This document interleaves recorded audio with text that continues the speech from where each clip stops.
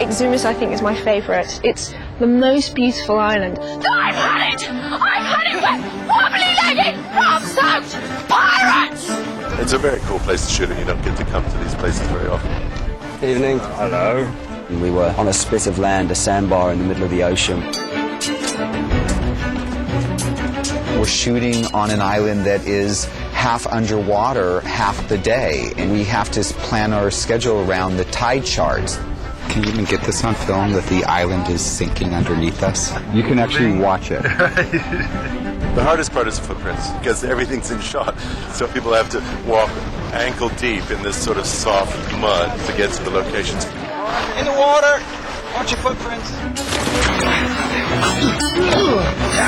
There's a lot to look forward to. I'm actually very excited to see it myself. Northern boat, mind the tide. Don't touch my dirt. Now we're in the Grand Bahamas, in Freeport, where we have this enormous tank. It's the largest open water tank in the world. The purpose was to get some control over some of the more extreme movements we were going to need to do with some of the ships. All right, let's go. Everybody in suit. And mark. Look at those angles. This movie is a combination of so many things, because it's a great performance piece. This compass points to the thing you want most in this world. It's a huge action piece. It's a huge stylized piece, because you're shooting a period, you have lots of beautiful sets that you have to light. I'm here to negotiate. I'm listening. I'm listening intently. And then you have this incredible landscapes and incredible locations. We have all this beautiful scenery, beautiful angles, and beautiful light. There's so many interesting images. For me, the Black Pearl is kind of the old favorite. It's a brand new ship this time. First movie, we had a Black Pearl built on a seagoing barge. We now have a Black Pearl that's an actual seagoing vessel. It's a tall ship built on the frame of what used to be a cargo ship. You just want something that's going to have a bit of a bow wave and move much more quickly through the water. We used a jet ski with a special float on the back, and I was riding on the back of that. Gore wanted to have a shot come off the bow of the Black Pearl as it's crashing into a wave, literally feet from the bow. One of the sets we had a great deal of fun with was the Bayou set, which was shot on stage at Disney. It was amazing walking into the studio, and all of a sudden you poked your head round and there was all this water and this amazing treehouse. My initial reaction was, can I get the blueprints, because I want to live in this. I mean, I want to build this somewhere and live in it. I think ultimately the joy is, one, it's the challenge, and two, to be able to deliver for the director, deliver for Jerry in the studio, a great-looking picture.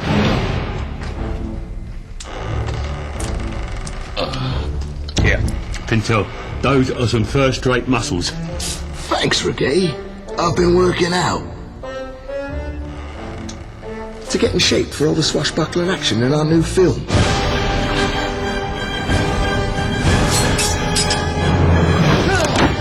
There's a lot more physical adventure in this movie than the first one.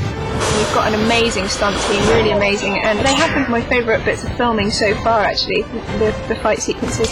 It's every boy's dream to be doing the swashbuckling pirate movie. Jump into a sail, get a knife out, slash it and slide down. It's like real Errol Flynn stuff. The stage direction in an earlier draft of the script said something like, it's like the final scene of The Good, the Bad and the Ugly, and so begins the biggest sword fight in the history of films.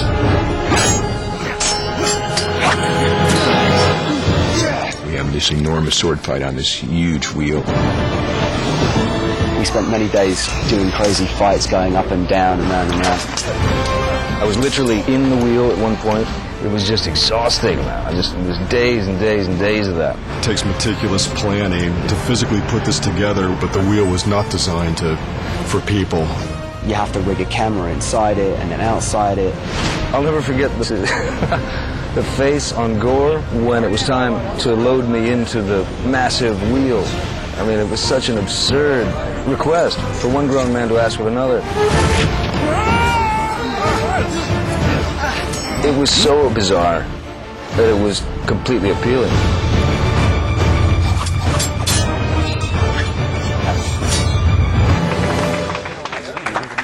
They had this bone cage hanging like a pendulum off a crane. Is this actually just really swinging? We're not quite sure what's going to happen. The bone cage sequence was crazy.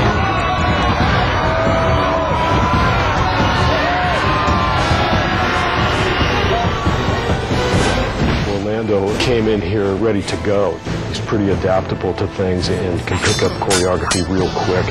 Come on! George Reedy's great. He knows how to put it together and keep it safe and yet feeling dangerous. There's a flaming sword routine. In this fight sequence, the sword's on fire. We had extensive sword training, which I've actually gotten quite good at, actually. It's a truly remarkable sequence. Crazy.